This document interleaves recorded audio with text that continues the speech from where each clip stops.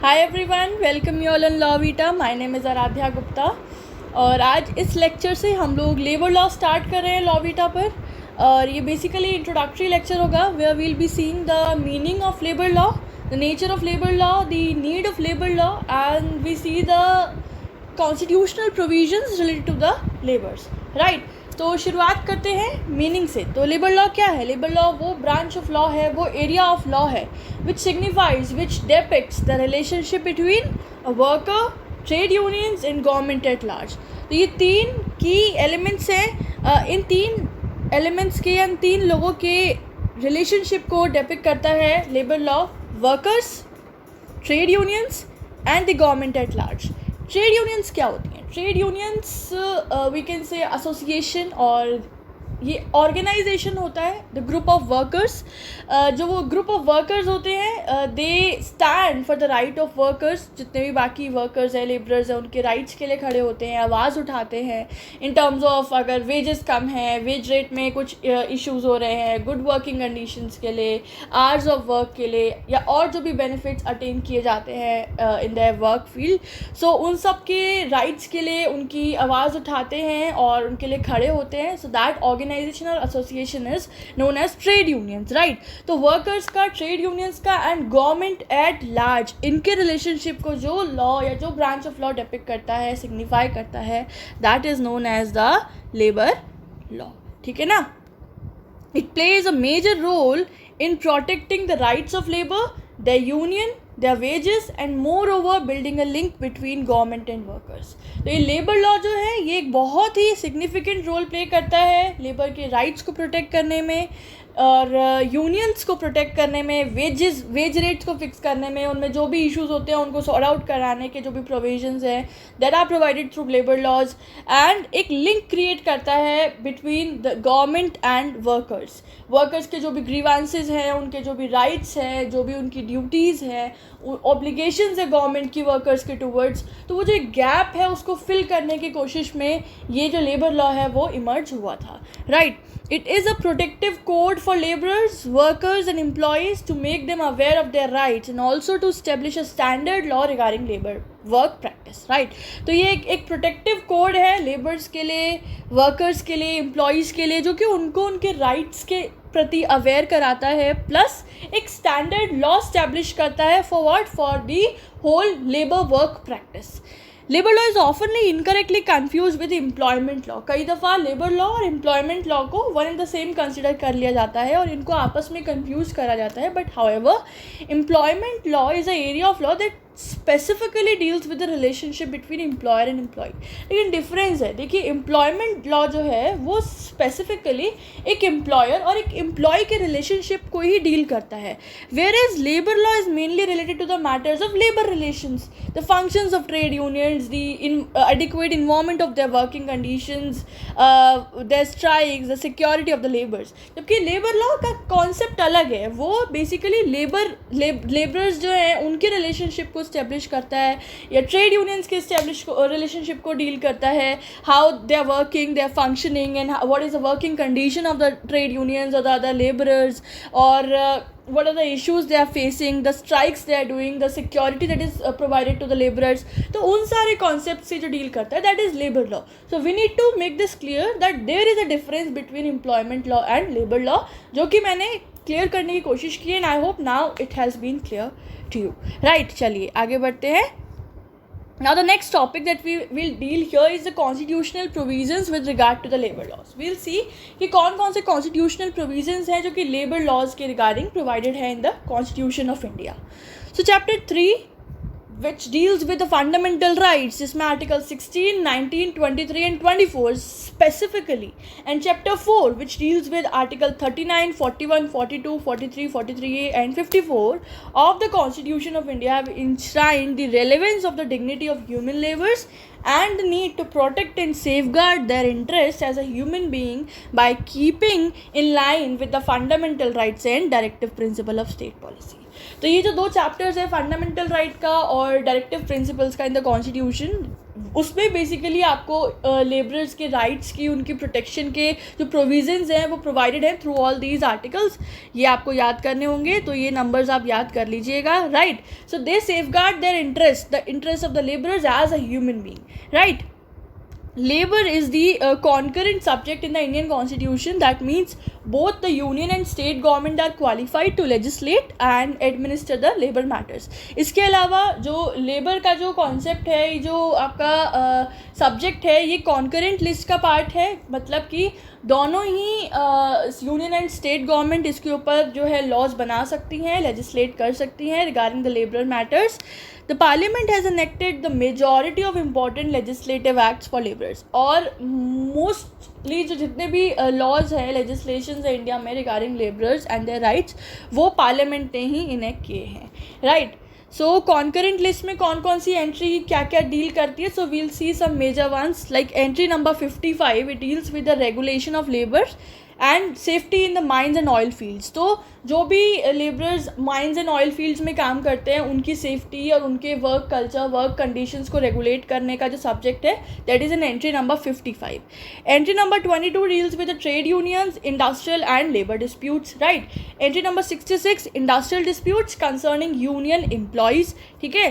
Entry number 23, regarding social security, insurance, employment and unemployment. Entry number 65, regarding union agencies and institutions for vocational trainings, मतलब कि labourers को या employees को, workers को समय समय पे वोकेशनल ट्रेनिंग प्रोवाइड करनी चाहिए, ठीक है. Entry number 24, welfare of labourers including conditions of the work, provident funds, employers validity, old age pensions, maternity benefits, या मतलब और जितने भी उनको इन देयर वर्क जो भी बेनिफिट्स, अदर बेनिफिट्स प्रोवाइड किए जाएंगे, उसके जो भी सब्जेक्ट मैटर्स है that are covered in entry number 25 of the concurrent list. तो ये सारी इंपॉर्टेंट एंट्रीज हैं of the concurrent list that deals with the subject matters of labourers, right. So I hope constitutional provisions का जो concept है that we have seen through fundamental rights, directive principles and concurrent list, it has been clear and this is enough for your answer writing if the question comes. मतलब अगर individually यही question आता है सिर्फ आपका 10 marks में, तो आप फिर इसी को इलाबोरेट करोगे, आर्टिकल्स को इलाबोरेट करोगे, एक आध केस आप इधर उधर से देखिएगा और इन एंट्रीज को और इलाबोरेट कर सकते हो.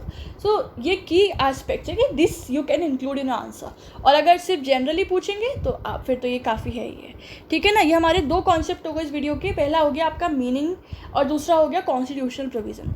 थर्ड हमारा आज का टॉपिक है क्लासिफिकेशन ऑफ लेबर लॉ, और I can say the types of labour law, right.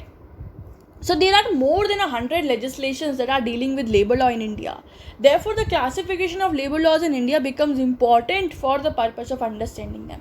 तो देखिए हमारे कंट्री में बहुत सारे टाइप्स ऑफ लेजिस्लेशंस प्रिवेल कर रहे हैं for the rights and protection of labour laws. इसीलिए मतलब क्योंकि वो बहुत सारे हैं, so to understand them and to make them organise, इसीलिए इनकी क्लासिफिकेशन की गई है इन डिफरेंट कैटेगरीज. इससे क्या होता है, उनको समझने में आसानी हो जाती है. व्हेन वी क्लासीफाई द एक पर्टिकुलर सब्जेक्ट मैटर से रिलेटेड लॉज एक कैटेगरी में, दूसरे एक कैटेगरी में, तीसरा एक कैटेगरी में, तो this simplify the things in analysing and implementing and applicability of all those legislations, right. So let's see what are the classifications. पहला है law dealing with the industrial relations. So एक category बना दी कि वो सारे लेजिस्लेशन लेबर लॉज से related laws जो कि इंडस्ट्रियल रिलेशन से डील करते हैं. So they are industrial disputes act 1947, trade unions act 1926. Second category is laws dealing with remuneration, payment, deduction and related issues, right. मतलब जितने भी वेज रेट्स, पेमेंट्स, रेम्यूनरेशन जो भी रिसीव होती हैं उससे रिलेटेड जो भी लॉज हैं, जैसे कि payment of wages act 1936, minimum wages act 1948, employee state insurance act 1948, right. Third category is laws dealing with the social security of the employees. तो इसमें एग्जाम्पल है एम्प्लॉयज़ कॉम्पनसेशन एक्ट 1923. इसमें और भी आपको जो भी लॉज याद हो you can add in them accordingly. Next है laws dealing with the nature and conditions of service and employment. So here the example is factories act 1948. Next laws dealing with the issues of gender equality and women empowerment. So here we are having equal remuneration act and Maternity Benefit Act 1961. Next is the laws dealing with the prohibition of social evils. So जितने भी social evils होते हैं regarding the labor works, तो उससे related जो भी laws हैं that have been categorised here, like the child labour act, prohibition and regulation of child labor, sexual harassment at workplace, prevention, prohibition and redressal act 2013, right? And the last category is laws dealing with the employment and the training of the employees. So here Apprentice Act 1961. So कितनी categories हुई? 7 categories हुई या 7 classifications हुई of labor laws. So I hope it is clear, and if the answer comes, this is all enough for you for writing, right? So ये हो गई हमारी third category of third concept of classification of labour laws. ठीक है, next अब हम लोग देखते हैं कि हमको जानना है कि लेबर लॉ का नेचर कैसा है, how the labour law is. So labor law basically focus on the human work and the regulation of the relationship that arise from the use of the human work.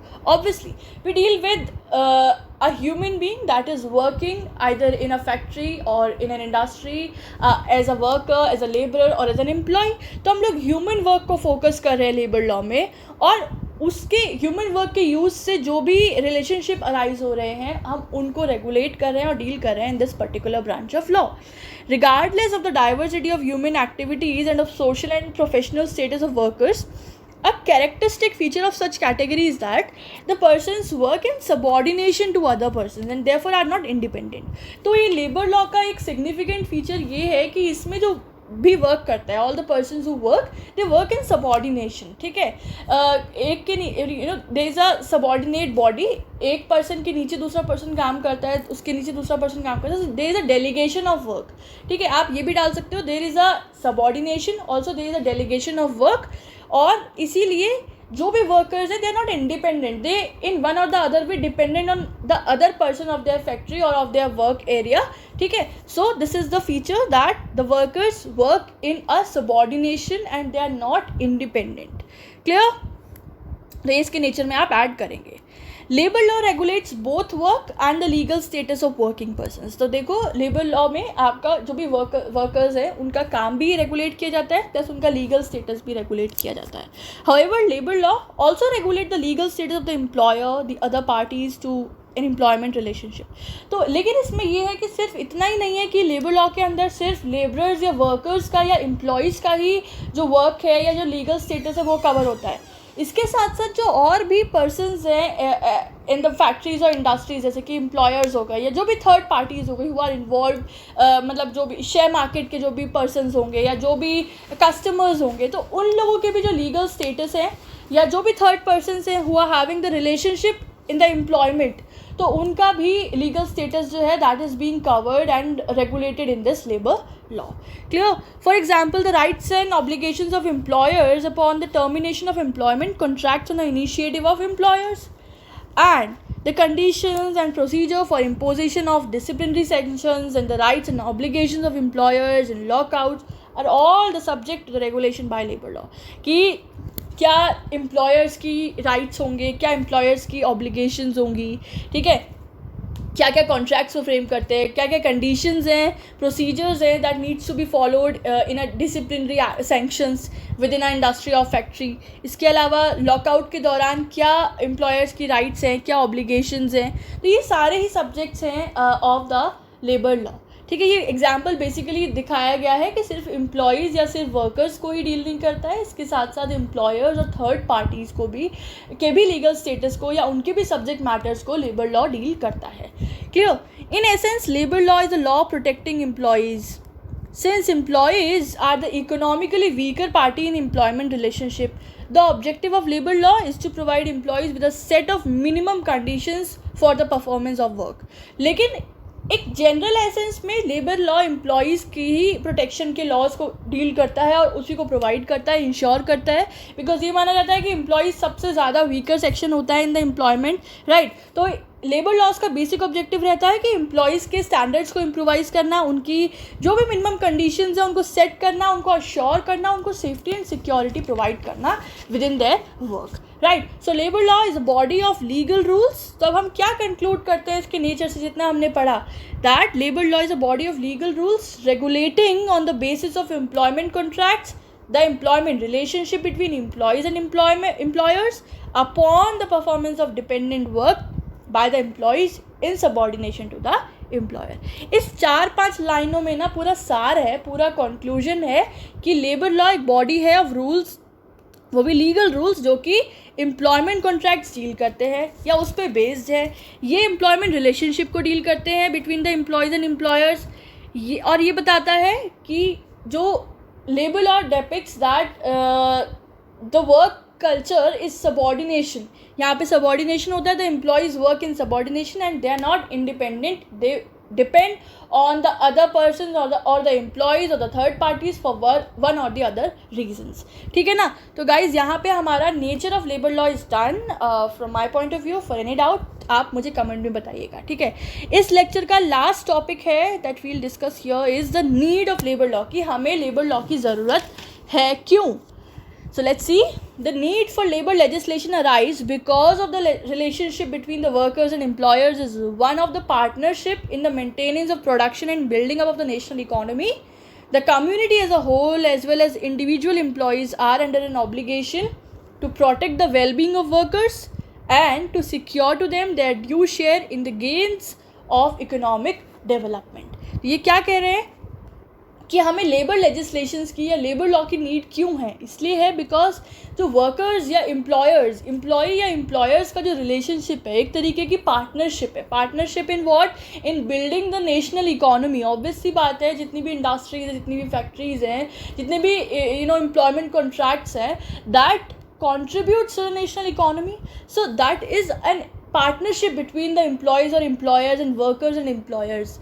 Plus एक individual employees का भी जो obligation रहता है, employers का जो obligation रहता है in the well being of workers and to secure them their right gains. जो भी उनके एग्जैक्ट रेम्यूनरेशंस हैं या जो भी उनके शेयर्स हैं, जो भी उनके वेजेस हैं विद इन द एम्प्लॉयमेंट, वो उनके इकोनॉमिक डेवलपमेंट में ज़रूरी है, उसको इंश्योर करता है। So in that manner also there is a partnership. इसीलिए we need to have a law जो कि उस पार्टनरशिप को, उस रिलेशनशिप को रेगुलेट कर सके एंड सेफ गार्ड कर सके, right. Now let's see the object. So the object of labor law is twofold. पहला, to improve the service conditions of industrial labor so as to provide for them the ordinary amenities of life. पहला objective ये रहता है कि जितने भी industrial labours हैं उनकी सर्विस कंडीशंस को इम्प्रोवाइज करना ताकि वो जो बेसिक नेसेसिटीज़ है अपनी लाइफ की उनको फुलफिल कर सके। एंड दूसरा, to bring about the industrial peace which could in turn accelerate productive activity of the country resulting in its prosperity. दूसरा ऑब्जेक्टिव ये है कि एक बैलेंस बना रहे, एक पीस मेंटेन रहे। अगर कोई भी डिस्प्यूट अराइज हो रहा है तो उसका क्विक सल्यूशन हो, ठीक है, कोई भी वंचित ना रहे, कोई भी सब लोग अपने राइट्स को जाने, सब लोग अपनी ड्यूटीज़ को फुलफिल करें। तो एक इंडस्ट्रियल पीस अगर रहेगी ना with the help of all these legislations and laws, तो कहीं ना कहीं हमारी प्रोडक्टिविटी इंक्रीज़ होगी, है ना। जब प्रोडक्टिविटी इंक्रीज़ होगी that ultimately leads to the economic development in the national economy, और इससे हमारी कंट्री की प्रोस्पैरिटी राइज होगी। So there are two fold. एक आपका एक ग्राउंड लेवल की बात करें तो ये है कि हमको लेबरर्स का इम्प्रोवाइजेशन करना है उनकी सेफ्टी के लिए, we have made these laws. और दूसरा एक वाइडर एस्पेक्ट से सोचे, so it contributes to the integrity, prosperity and the development of the nation at the whole, right? Labor laws are necessary for the following reasons. अब मैंने यहाँ पे 5 points enumerate किए हैं जो कि मोटा मोटा बताता है कि why do we need labor laws. पहला, the individual workers are economically weak, right? They cannot bargain with the employers for the protection of their rights and even for the subsistence wages. So legislation क्या यहाँ पे role play करता है? Legislation for the protection of labor against the long hours of work, against the unhygienic working conditions, low wages, exploitation, the labor laws play a very vital role. अब क्योंकि जो मैंने बताया कि वर्कर्स जो होते हैं एक इंडस्ट्रियल एरिया में, वो सबसे वीकर सेक्शन माना जाता है। उन्हें नहीं आता कि how to bargain with the employers. अगर एम्प्लॉयर्स उनकी वेजेस काट रहे हैं, प्रॉपर वेजेस नहीं दे रहे हैं, उनके राइट्स को प्रोटेक्ट नहीं कर रहे हैं, तो वहाँ पे वो बार्गेन नहीं कर पाते हैं। So in that situation we need the laws. जब यहाँ पे लॉ आ जाएंगे वहाँ पे प्रोटेक्शन इंश्योर होगा ही होगा, ताकि जो उनसे लंबे लॉन्ग आवर्स तक काम कराया जाता है, उनको हॉलीडेज़ भी नहीं दी जाती हैं, उनके जो वेज रेट काट लिए जाते हैं, या अगर एक्स्ट्रा काम करा रहे हैं तो उसका ओवर टाइम वेज भी नहीं दिया जाता है, अनहाइजीनिक वर्किंग कंडीशंस में काम होता है, उनके राइट्स को वायलेट किया जाता है। तो उस सारे एक्सप्लॉयटेशन को बचाने के लिए, उन सारे एक्सप्लॉयटेशन से लेबरर्स को बचाने के लिए there is a need to have the right labour legislation, ठीक है ना। तो ये पहला और की आपका रीज़न हो गया। Second, the workers are exposed to certain risk in the factories, mines and other establishments. So in order to make the provisions for their health, safety and welfare, labor law is needed. Perfect. क्योंकि कई सारी industries होती हैं, mines हो गया और बाकी बहुत सारी इंडस्ट्री होती है, इसमें अलग अलग काम होता है, हैवी मशीनरीज होती हैं और स्पेशली जो माइनिंग एरिया होता है उसमें पिट होल्स होते हैं, उसके अंदर जाके काम किया जाता है, वेल्डिंग का काम होता है, बहुत सारे ऐसे काम होते हैं फैक्ट्रीज़ में जहाँ पे रिस्क फैक्टर इन्वॉल्व होता है and workers are expose to such risk. तो उनको उस रिस्क से प्रोटेक्शन प्रोवाइड कराने के लिए, उनकी हेल्थ, सेफ्टी एंड वेलफेयर को ध्यान में रखने के लिए भी labour laws are necessary. Third, labour legislation is necessary to encourage the formation of trade unions. देखो मैंने इनिशियली बताया था कि लेबर लॉ क्या डील करता है, it deals the relationship between worker, trade union and the government at large.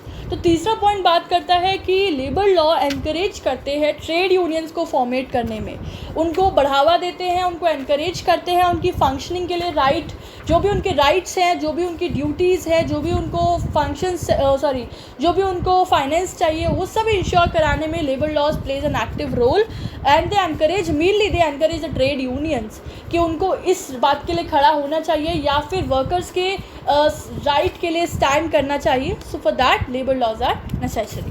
Fourth, in order to avoid any industrial dispute which lead to strikes, lockouts, the labor laws are needed. बहुत सारे reasons से strikes होते हैं, lockouts होते हैं या industrial disputes होते हैं, तो वो सब चीज़ों को avoid करने के लिए भी labor laws are necessary. And the last, to protect the children and women from work under hazardous conditions and at odd hours, laws are necessary. And last and the most important is कि जो भी छोटे बच्चे हैं उनको लगा दिया जाता है काम करने में, specially we see fire crackers वगैरह में या फिर बैंगल मेकिंग में, इन सब चीज़ों में लगा दिया जाता है, which is very harmful for the children and for their health, specially women को बैड वर्किंग कंडीशंस में, अनहाइजीनिक वर्किंग कंडीशंस में, हज़ार्डियस कंडीशंस में काम करने में एक्सपोज कर दिया जाता है या फिर उनसे ऑड आवर्स में काम कराए जाते हैं, लेट नाइट एंड ऑल।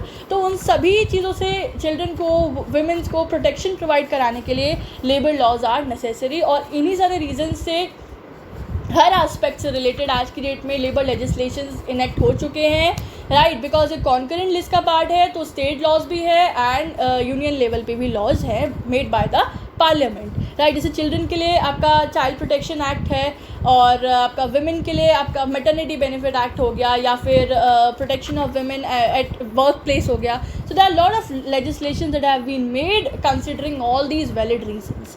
तो ये हो गया आपका कि हमें लेबर लॉज की ज़रूरत क्यों है। तो हमने क्या क्या जाना, meaning, constitutional provisions, classifications, nature and need of labour law. I hope ये सभी आपके लिए बहुत ज़रूरी है जानना। This would be very helpful for you for your answer writing.